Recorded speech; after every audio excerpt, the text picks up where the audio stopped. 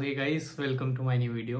सो guys, आज का topic है कि अपनी प्रोफाइल को कैसे स्ट्रॉन्ग करें इंटरव्यू वेव ऑफ करवाने के लिए, और कैसे आप DS160 को फिल करें और क्या क्या चेंजेस आप कर सकते हैं, कैसे आपकी प्रोफाइल को स्ट्रॉन्ग कर सकते हैं। तो आज की इस वीडियो में इस टॉपिक पे बात करूंगा। और काफ़ी डाउट्स भी थी लोगों को कि बहुत सारी क्वारीज जो मैंने लास्ट वीडियो में बोला था कि मुझसे एक ही चीज़ पे बार बार पूछा जाता है। तो मैंने सोचा कि क्यों नहीं मैं एक वापस एक वीडियो और बनाता हूँ जिसमें थोड़ा क्लैरिफाई कर देता हूँ कि क्या क्या पॉइंट्स आप रख सकते हो।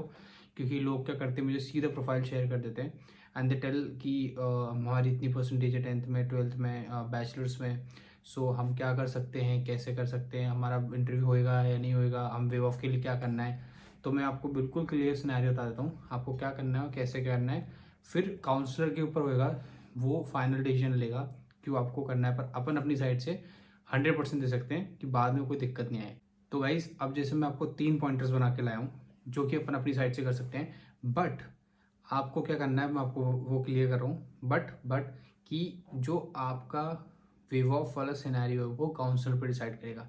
बस ये वीडियो मेरे को बनाने का रीज़न ये है कि आपके लिए मैं आपकी प्रोफाइल को 100% अच्छा करा दूँ कि बाद में अगर डिसाइड होता है तो वो वाले आपका इंटरव्यू होता है या नहीं होता वो अलग बात है, बट अपनी साइड से पूरा अपन अपने परफेक्शन पे जाएं। सो गाइस, 3 पॉइंट है: प्रोफाइल स्ट्रॉन्ग करना, DS160 कैसे फिल करना, फिर काउंसलर डिसाइड करेगा कि आपका इंटरव्यू है या नहीं है।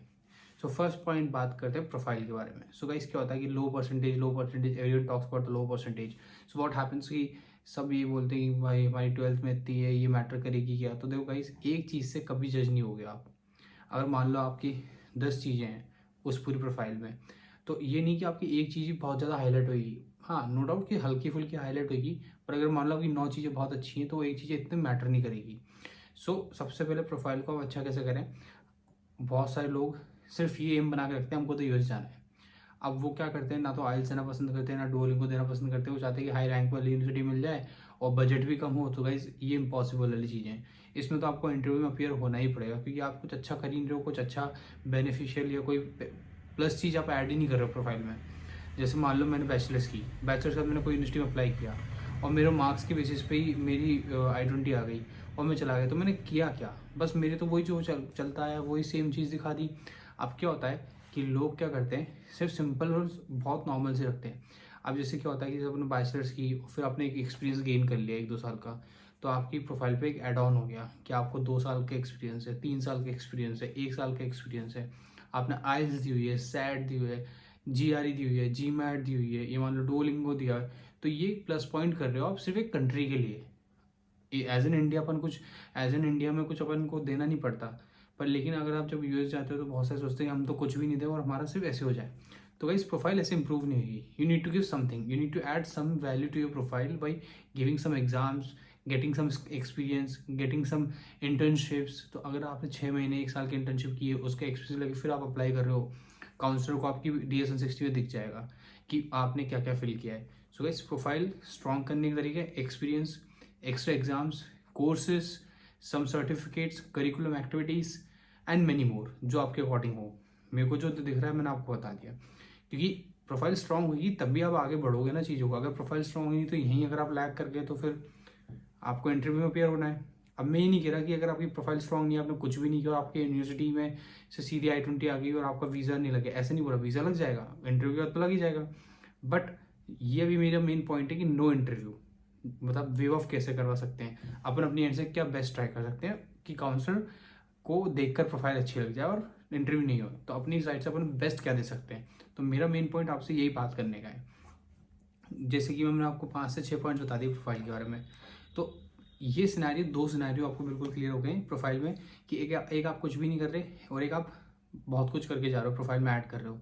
सो गाइस, ये भी मैं सोचना कि आपको कोई सर्टिफिकेट मिले तो वो मैटर करते हैं, आप ऐड कर सकते हो। आपको एक DS160 में मिलता भी है कमेंट सेक्शन जिसमें आप सारी चीज़ें ऐड करते हो, आप क्या कर रहे हो। आप अगर 6 मंथ्स की भी इंटर्नशिप ऐड कर दोगे तो वो भी एक वैल्यू ऐड कर देगी। अगर आपने सैट दिया हो ना, वो भी एक वैल्यू ऐड कर देगी। आपने GMAT भी दिया, वो भी एक वैल्यू ऐड कर देगी। नो मैटर, आपको स्कोर्स मेंशन करने की कोई नीड नहीं है। बट एक काउंसलर को पता होता है कि आप हमारी कंट्री में आने के लिए क्या क्या दे रहे हो। आपने 6 मंथ्स तक उसकी प्रिपरेशन की है, फिर एग्जाम्स दिए, या 2 महीने प्रिपरेशन की फिर एग्जाम दिए, कोई कोर्स किया है, या किसी चीज़ में आप एक्सपर्ट हो। तो गाइस, ये सारी चीज़ें आपकी प्रोफाइल मैटर होती है। देखो 12th सब करते हैं, बैचलर सब करते हैं, अगर ये चीज़ तो सब ऐसे तो हज़ारों लाखों स्टूडेंट्स आ रहे हैं हर कंट्री से उनके पास, बट एक्स्ट्रा कौन कर रहा है, कौन बेनिफिट दे रहा है, कौन अपनी प्रोफाइल को एड ऑन करके ला रहा है, तो उनके चांसेस हाई होंगे ना।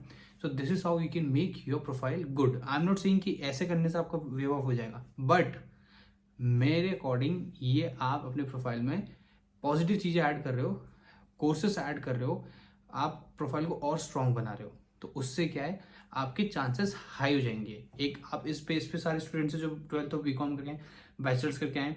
अब मान लो एक ने तो है कि बिल्कुल कुछ भी नहीं किया और सीधा अप्लाई कर दिया, अब एक है कि किसी ने आइल्स भी दे ली, जीमैट भी दे लिया, तो उसकी प्रोफाइल इंक्रीज होती जा रही है, परसेंटेज इंक्रीज होती जा रही है। तो this is how you can work on your profile. क्योंकि मुझसे इतने क्वारीज आ गए इस चीज़ पे, भाई प्रोफाइल कैसे स्ट्रॉन्ग करें वो बताओ अब। तो मैं आज इसको बिल्कुल ही डीप में लिख के लाऊंगी, प्रोफाइल स्ट्रॉन्ग कैसे करें।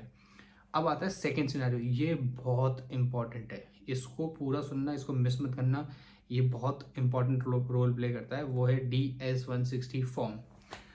सबसे पहले मैं आपको देता हूँ DS-160 फॉर्म क्या होता है, कि अपन जिसमें सारी डिटेल्स डालते हैं, जो काउंसलर के पास जाता है। काउंसलर के पास कोई भी डॉक्यूमेंट नहीं होता, जब इंटरव्यू के लिए आते हो तो आपके हाथ में सारे डॉक्यूमेंट्स होते हैं, आप पासपोर्ट और I-20 पास ऑन करते हो।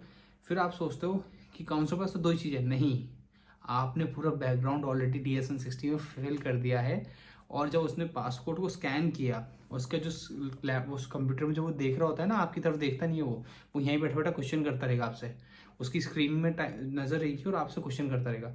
वो उस टाइम आपका DS-160 चेक कर रहा होता है। आपके हाथ में डॉक्यूमेंट्स है ना, पर ऑलरेडी वहाँ पर सारी इन्फॉर्मेशन है उसके पास, वो यूनिवर्सिटी से भी आ जाती है जो आपने सारे डॉक्यूमेंट्स भेजे, और साथ के साथ आपके DS-160 से पूरा DS-160 ओपन हो जाता है 5 से 6 पेजेस का। अब सबसे मैं आपको इसमें क्यों बोल रहा हूँ कि आप थोड़ा ध्यान रखें इसको पढ़ते हुए, क्योंकि ये ही एक ही ऐसी चीज़ है after your I-20, after university, जो सेकंड चीज़ इम्पैक्ट करती है वो आपका DS-160 है। क्योंकि उसने आपकी I-20 देखी, मान लो आपकी I-20 न्यूयॉर्क यूनिवर्सिटी से, ये मान लो एक नॉर्मल यूनिवर्सिटी उठा लेते हैं, इंडियन यूनिवर्सिटी से उठा लेते हैं।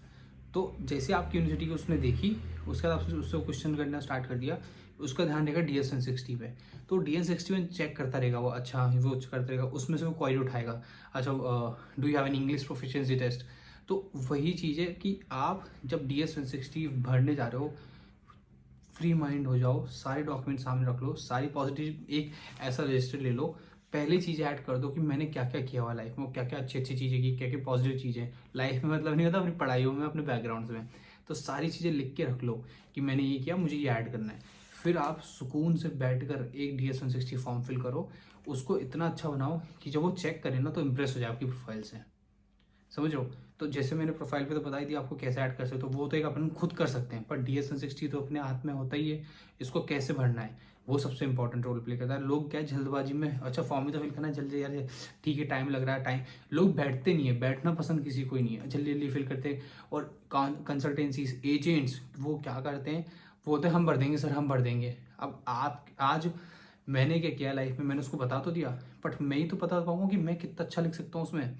एजेंट्स क्या कहते हैं, जल्दबाजी चक्कर में उसके पास मान लो 20 स्टूडेंट्स है यूज़ के लिए, तो जल्दी जल्दी जल्दी उसको अपना काम निपटाना है, एजेंट्स कोई ध्यान नहीं देता। तो गाइस DS-160 आप खुद एजेंट के पास बैठ के भरो, क्योंकि मैं भी अगर जैसे मेरा अब I-20 आ चुका है, तो कल मैं अपना DS-160 फॉर्म फिल करूंगा, तो मेरी जो कंसल्टेंसी, मैं खुद उनके पास बैठ के, जो मेरी मेन काउंसलर है उसके पास बैठ के सारे नोट्स बना के लेके जाऊंगा, फिर मैं साथ में उसके साथ बैठ के फिल करूंगा पहले, क्योंकि मेरे को अपना DS-160 बहुत इंपॉर्टेंट रोल प्ले करता है, तो मुझे बहुत अच्छा बनना है। लास्ट टाइम मेरे से गलती हुई थी और मैं रिजेक्टेड हो चुका हूँ। सो गाइस प्लीज़ प्लीज़, मैं खुद आपसे बोल रहा हूँ, प्लीज़ डू वन थिंग, बिल्कुल सिंसियरली होकर, बिल्कुल ध्यान, एकदम डिसिप्लिन मोड से आप अपना DS-160 फिल करें। आप किसी के भी पास चल जाएंगे ना, ये प्रोफाइल और DS-160 बहुत बड़ा रोल प्ले करते हैं। उसके बाद फिर है आपकी लक और काउंसलर का मूड, जो है काउंसलर डिसाइड करता है कि आपका इंटरव्यू होएगा नहीं होएगा। अब ये टॉपिक तो क्या है, मैंने आपको बहुत बार एक दो वीडियोस बना चुका, इसको मैं थोड़ा सा भी और एक्सटेंड करके बता देता हूँ आपको। जैसे आपने DS-160 फिल किया, तो मान लो अगर जैसे वेव ऑफ जो सिनेरियो है, तो वो DS-160 से आपको जज करके आपका वेव ऑफ कर सकता है। अब मैं ये कभी नहीं बोलूँगा कि आप इंटरव्यू की प्रिपरेशन मत करो। अभी मान लो आपको NYU में एडमिशन मिल गया, आपने GMAT की हुई है, आपको 2 साल का एक्सपीरियंस है, आपने IELTS दी हुई है, और आप अच्छे कॉलेज से अच्छी परसेंटेज से पास आउट हो, आपको NYU में मिल गया, आपकी फ़ीस मान लो 1 CR है, बट अब आप सोचो मेरी प्रोफाइल तो बहुत अच्छी है, मुझे क्या दिक्कत है। बट अगर मान लो आपने DS-160 फॉर्म फिल अच्छे से नहीं किया और आपने गलती कर दी है, तो सोचो आप कितना भी अच्छा प्रोफाइल बना लो, अगर आपने DS-160 में गलती कर दी है तो आपको काउंसलर बुलाएगा ही बुलाएगा। इसलिए मेरा ये कहना है कि DS-160 के प्रोफाइल बहुत मैटर करते हैं। फिर जो ये काउंसलर वाला सिनेरियो, ये आपको DS-160 से ही जज करता है कि आपका वो इंटरव्यू लेगा या नहीं लेगा। बट मैं हमेशा बोलूँगा कि आप अपनी इंटरव्यू की प्रिपरेशंस पूरी करो, कि आप तो इस मूड से जाओ कि मेरा तो इंटरव्यू होएगा ही होएगा। आप तो इस मूड से जाओ, ये मत सोचो ही मत कि मेरा इंटरव्यू नहीं होएगा, क्योंकि अगर मान लो आप इंटरव्यू के मूड से जाओगे ना, तो क्या होगा कि आपने तो 100% पूरी अपनी प्रिपरेशंस कर ली। अब मान लो आप इंटरव्यू की प्रिपरेशन से कि मैं तो इंटरव्यू देने जाऊँगा, बाई चांस आपके पास मैसेज या ईमेल या आपको वहीं बता देते हैं कि आपका इंटरव्यू नहीं हो रहा, तो आपके लिए तो एक प्लस पॉइंट ही हो गया ना, चलो ठीक है सीरियस टाइम पे होगी। पर बाई चांस अगर आप इस मूड से चले गए मेरी प्रोफाइल तो बहुत अच्छी है और इंटरव्यू नहीं होगा मेरा तो, और आप मान लो प्रिपरेशन करके नहीं गए और सोच लो इंटरव्यू हो गया, तो आप रिजेक्शन तो लेके आओगे, फिर आप तो कुछ नहीं कर सकते। तो गाइस मेरा यही सिनेरियो है, कहने का मतलब यही है कि आप भले मूड में रख सकते, आप अपने एक 10% अपने दिमाग में रख सकते हो कि मेरा वेव ऑफ होने का चांसेस हैं, क्योंकि मेरी प्रोफाइल बहुत अच्छी है। बट मैं प्रिपरेशंस पूरी करके जाऊँगा, मैं बैकअप तो पूरा लेके जाऊँगा। बट अगर मेरी किस्मत अच्छी हुई, मेरा लक चल गया और मेरी प्रोफाइल अगर उसको पसंद आ गई तो वे ऑफ हो गया, तो मेरे लिए प्लस पॉइंट हो जाएगा। बट मैं बैकअप भी इतना स्ट्रॉन्ग लेके आ जाऊँगा कि मेरा इंटरव्यू हो या नहीं हो, मेरे को तो एक्सेप्टेंस मिलेगा ही मिलेगा। मैं इस मूड से जाऊँगा, मैं भी इसी मूड से जाऊँगा अब कि मेरी प्रिपरेशन 101% हो, मतलब फुल मूड इससे जाऊँगा। इंटरव्यू होना नहीं होना इज़ वेरी डिफरेंट थिंग, क्या होता है वो देख लेंगे। बट ये सिनेरियो सबसे बहुत इंपॉर्टेंट है। फिर जैसे कि आप देखो, मेरा ये 3 पॉइंट एक्सप्लेन करने का यही रीज़न था गाइस, क्योंकि मेरे को बहुत सारी क्वारी आती है, लोग मुझे प्रोफाइल्स भेजना स्टार्ट कर देते हैं। 10th में 62% है, 12th में 80% है, मेरा 1 साल का गैप है, आप बताओ मेरी परसेंटेज अच्छी है तो मेरा इंटरव्यू वेव ऑफ होएगा या ना होएगा, ना होएगा ना। तो मैं सोचता हूँ गाइस, मैं कौन होता हूँ बताने वाला। I can just guide you कि how you can make your profile good, how you can fill your DS-160। I can't tell you कि आपका इंटरव्यू वेव ऑफ होएगा नहीं होएगा। ये पॉइंट मैं बहुत क्लियर कर चुका हूँ, क्योंकि मेरे से बाई चांस कभी बहुत सारी चैट्स में गलत से एक बार मैसेज टाइप हो गया और आप मेरे भरोसे चले गए, तो मेरे को दिक्कत, आपको भी दिक्कत हुई और आप मुझे भी दिक्कत दोगे। तो इसलिए मेरा ये कहना है कि इस पॉइंट को बिल्कुल मत रहो। जो मैंने आपको 3 मेन पॉइंट बता दिए, प्रोफाइल, DS-160 और इंटरव्यू प्रिपरेशंस, ये तीनों पॉइंट दिमाग में रखोगे, कोई दिक्कत नहीं आएगी। Again I am repeating, interview preparations, आपकी प्रोफाइल अच्छी हुई, अपना आप ही बेव ऑफ हो जाएगा। काउंसलर को अच्छा लगा, वो कर देगा, वो देख लेगा अपने अकॉर्डिंग, वो दे देगा जो भी देना आपको। बट प्लीज़ प्लीज़ गाइज, इस चीज़ को ऐसा ना सोचें कि हमारा तो वेव ऑफ हो जाएगा, हमारी प्रोफाइल अच्छी है। वो होना है, वो आपकी लक में हो जाएगा। बस आप ये 3 चीज़ अच्छी करें। आपकी बहुत क्वारी आ रही थी प्रोफाइल इंप्रूवमेंट की, मैंने आपको सारे तरीके बता दिए इंप्रूवमेंट के लिए। सो गाइस ये था पॉइंट। फिर भी कोई क्वारी हो, मुझे तो नहीं लगता इसके साथ कोई क्वारी होनी चाहिए, बट एनी हाउ आपको कोई क्वारी आती है, आप कमेंट सेक्शन में पूछ सकते हो आपकी क्वारी। साथ के साथ मेरा इंस्टाग्राम हैंडल है, ऊपर आपको आ ही रहा होगा इतनी देर से, तो आप मुझे यहाँ DM कर सकते हो। मैं लाइक विदिन 8 to 12 आवर्स में आपको रिप्लाई कर देता हूँ। सो फिर भी कोई क्वारी है तो मैं कर दूंगा, आपको आपकी हेल्प कर दूंगा। तो ठीक है गाइज, मिलते हैं आपसे नेक्स्ट वीडियो में। Till then bye, and please subscribe to my channel.